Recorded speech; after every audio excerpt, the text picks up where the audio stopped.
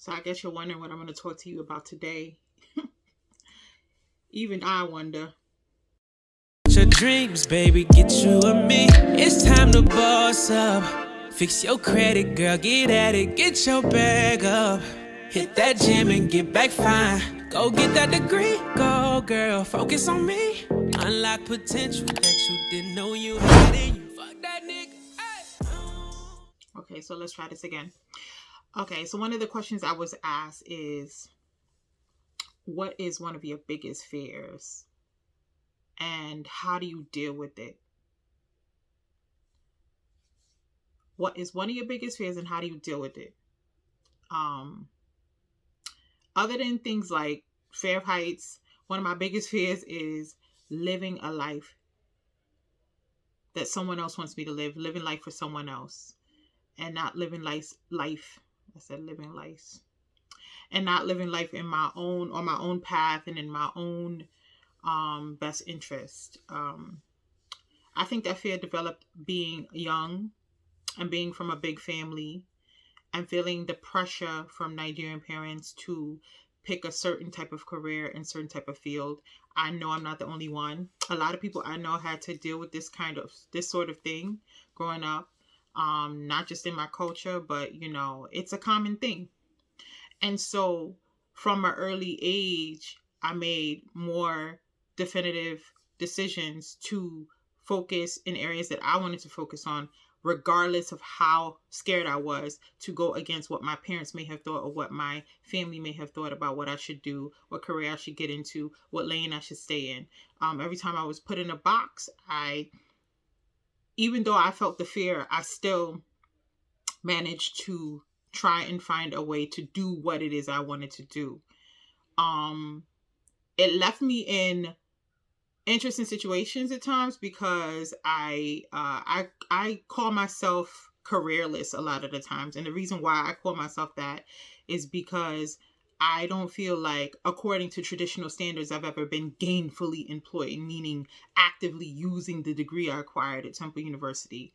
I feel like I've always known how to at least make my own money and pay my own bills and take care of myself and take care of people I care for, but I've never really had what you would consider a gainful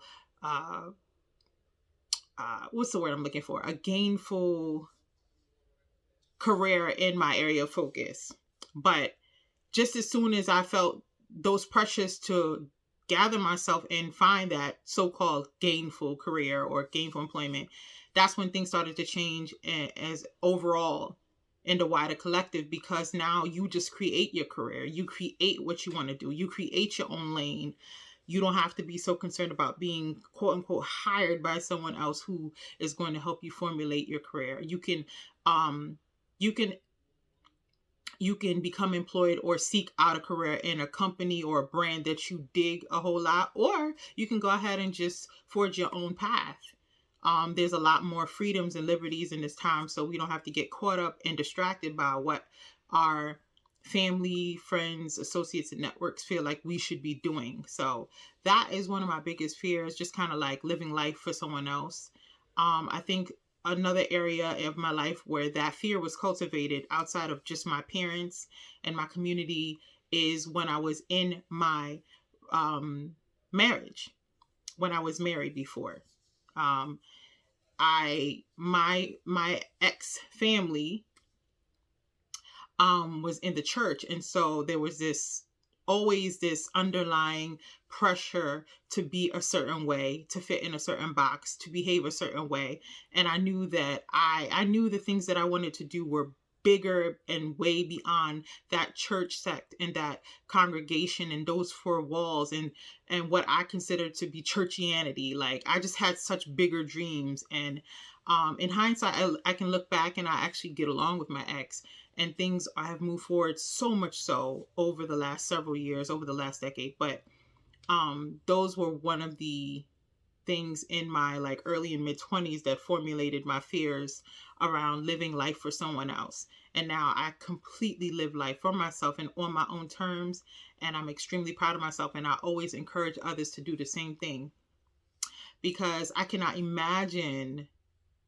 Yeah, that's just one of the deepest fears. I can't imagine just sticking to the plan that someone else has made for you, or being pressured to stay in that box that someone else has created for you. Someone else has drawn the lines for you to remain inside of. Like, it just feels like you're not here on earth to be trapped. At least that's what I think. I don't think we're here to be trapped into anyone else's desires. It's really important to tap into your own agenda, your own life path, and really understand why you are here on this earth, and pursue it with all the energy and passion that you have in yourself. So that's just my take on one of my biggest fears and how I've gotten around it. How do I deal with enemies?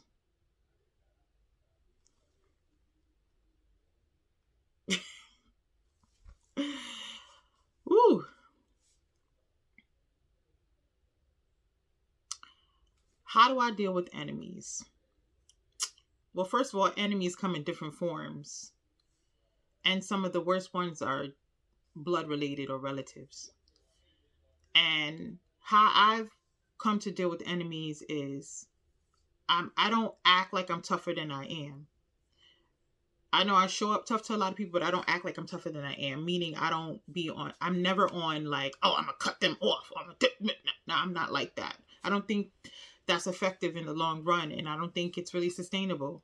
Because in life, we need to work with people. We need to partner with people. We need to collaborate with people. I think that's why God put us on earth, to work with each other. But the thing is having a discerning spirit to pick the right people to work with. Pick the right communities to be involved in. Pick the right partnerships to have as a whole. So in dealing with enemies, I just feel like it's a matter of just being able to realize that it's not about you, it's about them. The reason why they behave like that is because you peak in insecurity in them, inside themselves. They see something in you that they feel threatened by, and so you got to understand that it's really not about you. However, because you are sought out to be the center of attention in regards to their insecurities, there is also a lesson that you should learn from it too, which is what I've grown to learn. So when it comes to enemies, I just see them as, like I said, they can be, you're a teaching moment for them for sure, because you're triggering to them, but it works the other way as well. So I always feel like no matter what the circumstance, no matter how grimy it is, no matter how shiesty it is, no matter how crazy it may seem, there's a lesson for me to learn from it too. So if somebody's threatened by me, it helps me focus and look into my personality traits and my qualities, and really, like, to be honest, hone my skills, hone my talents, really focusing on who. It helps me clarify too. I think there's always a double-sided lesson that can be learned from having enemies, having frenemies, and all sorts of things. Because one thing that's guaranteed about enemies in life is that we're all going to have them. We're all going to have them at some point or not. We're either going to know specifically who they are, or we're not going to know who they are at all. And it's weird because in a way, knowing who they are actually sometimes becomes more beneficial than not knowing who they are, because you can take a lesson from it if you look at it the right way, or if you have the right vantage point. So that is how I deal with my enemies for now anyway. I mean, who knows what's going to happen when I up level.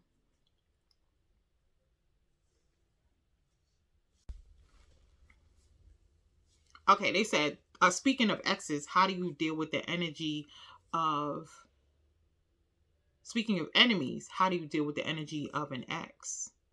Because an ex is a specific type of enemy, if you want to call it that, if you feel like you haven't learned a lesson. Well, some practical ways I feel like I deal with exes is, I mean, number one, obviously you want to cut them off if you don't have to deal with them at all.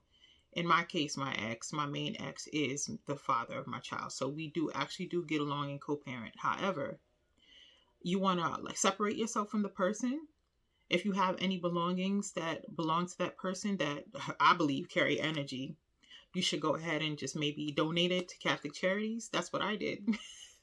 Donate it to a charity foundation, or get rid of it, or give it away. are, if they're items that you actually particularly like, or that have not sentimental value, but have like a certain level of value, like a piece of jewelry or something like that, and you don't want to get rid of it for the money or whatever else you want to get rid of it for, like just make sure that you clean it well.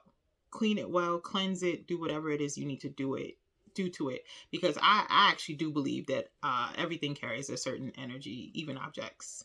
So those are ways I feel like you can deal with dealing with an ex, or in the energy of an ex. And also any other thing you feel like you need to do. If you feel like you want to go take a spiritual bath, if you feel like, whether that's dipping yourself in the ocean water, or just praying, fasting, I feel like you should just take any approach that you see fit or comfortable according to your faith and according to what you believe in, to go ahead and cleanse away that old energy, to bring in your new energy and your vibe, so that you can move on properly. And realize that it is a process, and that it's not just like a one-shot thing where you'll do it once and you'll be able to get over it all the time. Sometimes it takes more than a few times, and it's a process, and just be patient with yourself. That's how I feel like you can deal with an ex-enemy, an ex-friend, an ex-relationship. Properly dealing with the energy of an ex. And that's all I have to say for that note for now.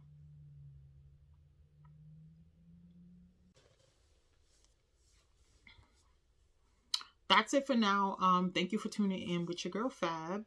Please be sure to subscribe if you have not subscribed yet. Please make sure you put on your notifications so you can get all my videos first thing. And also be sure to follow me at FABFOLA on Instagram. If you have any ideas or comments you want to make, be sure to make those comments, or you can also DM me on Instagram too. Be sure to like, share, and subscribe. Thank you for tuning in. Your girl Fab signing off until our next video. Bye.